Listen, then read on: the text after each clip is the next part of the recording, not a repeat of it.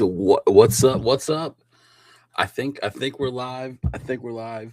What's happening? I'm Big Duke. This is Nitro Nation. We got a little bit of technical difficulties tonight. You'll have to bear with us. We're kind of in the midst of changing platforms. I was able to get that video uploaded there at the last minute to get the intro. It's not the right it's not the right background. So I don't have much media to provide for the show tonight. I apologize to anybody that's out there that was expecting to get in here and think, man, Big Duke's had 2 weeks to get it figured out. He's going to have a good show tonight. I'm sorry. It's going to be kind of off the cuff, uh, not organized at all. But I am going to talk about a few things. I don't, like I said, I don't have any media to provide tonight with the program. So my apologies to that. Um, but there's a couple things I want to start talking about, and I've already talked about the first thing was burnouts, and how has technology, how has the advancement of technology dwindled the fan experience, if you will? Like I said before, man, going back to when I first ever went to a drag race, which was when I say a drag race, my dad drag raced my whole life growing up. But my first ever national event, I think it was the '87 U.S. Nationals. I think, um, man, I can't tell you how fast they were going. Didn't care, but you know it was cool. The smoky burnouts, the wheel stands, the shake, rattle, and roll, the unpredictability of the cars. Now, granted, I know they're still unpredictable. Don't get me wrong, but there's a lot of things that is missing. A lot of things that are missing from the traditional fan experience that made NHRA drag racing such a desirable uh, thing to go to be at, to witness. And a lot of that's gone out the window with technology. Better tires, better clutch systems, better clutch management, better understanding of how everything works, better fuel management. All that goes into technology, but the human brain still craves what the human brain still craves. And it goes back to the basic caveman. I want to see some smoke and fire. Rah! But I do. I want to see, a good long smoky burnout. You don't get those anymore. It's like my cousin Michael and I were talking. Heck, at a Zetterstrom, she barely gets it. She doesn't even get her front tires past the lights hardly. She's like, oh no, that's enough. Like, so yeah, I know. Maybe I'm beating a dead horse. I don't know, but it's my opinion that there's a lot to be gained through the showmanship of drag racing. Let's not forget that this is still entertainment. Whether we like it or not, this is an entertainment business. We have to provide entertainment, and if you start cutting some of the things that entertain out, then you start cutting out some of the entertainment, which is a bit of a detriment. I think you see it in the stands. However, I will say this: you go to some of these, pro mod races that these big bracket races and sold out. I mean, you see some of these big invitationals that pro mods that got you don't have a nitro car nowhere near the place. Sold out. Big money races sold out. They got smoke, they got fire, they got show. Like it's all part of the show, and it's missing. It's missing quite a bit these days. Um, I wish I could show you some of the pictures that I had planned for this part, but there again, we're in the middle of switching streaming services with ATYL Media here, how we produce the shows, and we don't have all the bugs worked out just yet. Um, but I can give you, for instance, Drag Racing 91, Drag Racing 91, Diamond P videos. On the cover, there's Joe Amato. It looks like Daryl Alderman, John Force. Not one of them was going through the lights, and every one of them has smoke behind their cars. Drag Racing 95, Diamond P videos. I can't tell who it is, but it's a burnout. This is what I'm saying. We're missing the entertainment of drag racing now. It's especially in the fuel categories. They're just not as entertaining as they once were. And it's kind of why I'm falling back right now into the pro stock motorcycle. Man, that is a fun class to watch. They got some good guys in there, some really down to earth guys in there, easy to talk to guys in there, and just their level of competition is phenomenal. And anybody can win. I know. I mean, I know the Vance and Hunt guys kind of got them on there, but I mean, heck, you never know.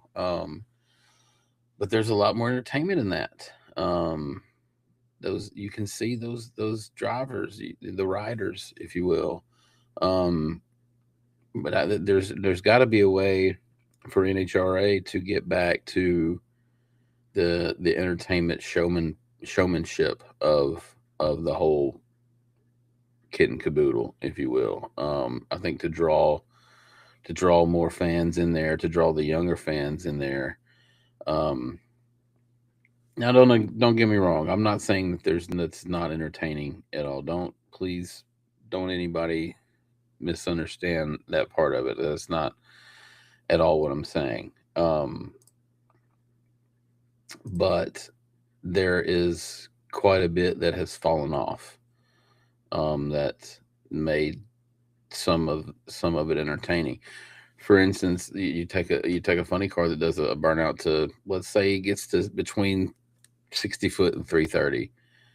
Yeah, that takes a little bit longer to back up, takes longer to do, but it's more energy that builds within the race, more energy that builds. As long there's smoke, well, yeah, that's just the whole pomp and circumstance of backing the car up and getting everything straight. Like the whole sequence of events is what goes into what I remember as the experience. I don't.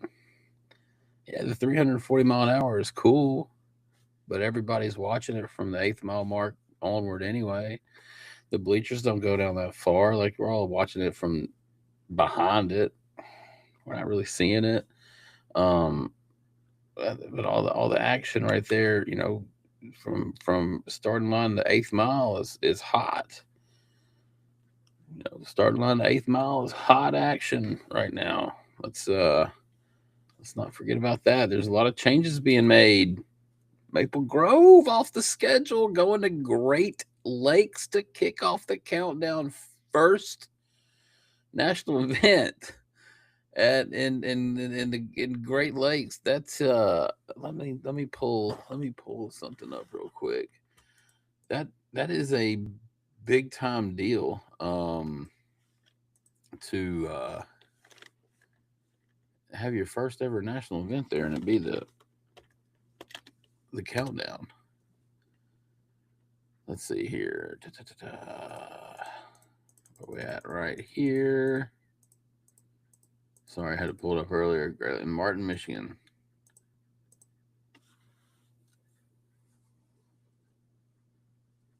The 131 US 131 Motorsports Park, Great Lakes National. First race in at this track, first national event at this track, first race of the countdown. Gonna make a splash in Martin, Michigan. Weather should be interesting. We're looking at Where's it?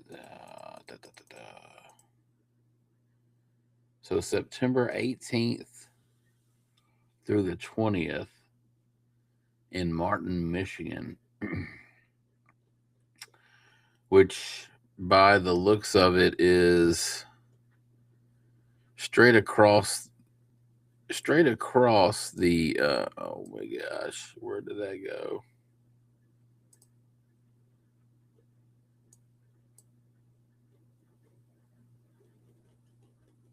Let's see here. Straight across. So if you're on the Milwaukee side of Lake Michigan, and you're, let's say, if you know where Kenosha, Wisconsin is, if you go straight across the lake, Michigan, over into Michigan, you will land in Martin, Michigan. Somewhere in that range. It's just north of Kalamazoo, just south of Grand Rapids. It's closer to Kalamazoo than it is Grand Rapids, if that gives anybody an idea. Could be a little bit chilly there. September, late September. That could be an interesting. That could be an interesting race. That could play some really tricky weather conditions. Could be good. It could be bad though. The weather could be phenomenal there at that time of year. Actually, that could be a good show. That'll be a wild card because we don't know. We don't know that track's going to do. What the weather's going to be like up there. Um, I don't know how the track is laid out. I'm gonna have to do some more research on that. But depending on how the track is laid out, could be a tailwind coming in off the a little breeze coming in off the lake. That could set up for a dramatic start to the countdown. Now I'm looking forward to that. That'll be a bit of a wild card. But Maple Grove being out, what do you think about that? How does that make you feel? I know with the purchase, the IHRA purchased the with IHRA purchase in Maple Grove, and I guess through the grapevine you hear that they extended the olive branch, if you will, to come to still host the race there, and NHRA said no, we're not interested. We'll find somewhere else to go, and so first national event for US 131 there in Martin, Michigan. Like I said, it's going to be a wild card going in. Don't know how the weather is going to be. It could be cold. It could be. I guess it could be warm. I guess, yeah, September, late September, and in that part of Michigan, I guess is warm. I worked in Pontiac for a while, so but it can be cool too. So you never know. But um, big news there with Maple Grove being sold. That was very unexpected. Lots of headlines being made. I'm not sure what everybody thinks about it. I'm not sure how you feel about it. I think it's going to be interesting for the health of drag racing. I mean, there's some people like to go one way and some people like to go the other, and that's all right. I mean, we're gonna hang out with NHRA over here though. And that is no disrespect or anything to anything or anybody else. We're just gonna hang out with NHRA over here. Um, but excited going into next season. Like I said, we're just switching up our platform. I don't have any media uploaded tonight. Um, just kind of want to get it on here. Uh, just touch base with everybody. And kind of wish everybody a very Merry Christmas. I do have Buddy Hole coming up beginning of next year. I got Gage Herrera that I'm going to contact tomorrow, and get him lined up for either the late here in the year or early part of next year. And looking forward to getting out to Gainesville to the Gator Nationals next season. Walking into quite the storm. Still no announcement where Proc is going. have no official, haven't really heard, just kind of blah. We're not going to be here, but I don't know. I can tell you where we're going to be. I think we all know, but no official, nothing official. And I'd be amiss here if I didn't also mention a moment for Greg Biffle and his family, and Craig, and everybody that was on the plane that went down in Statesville the other day. Unfortunate situation.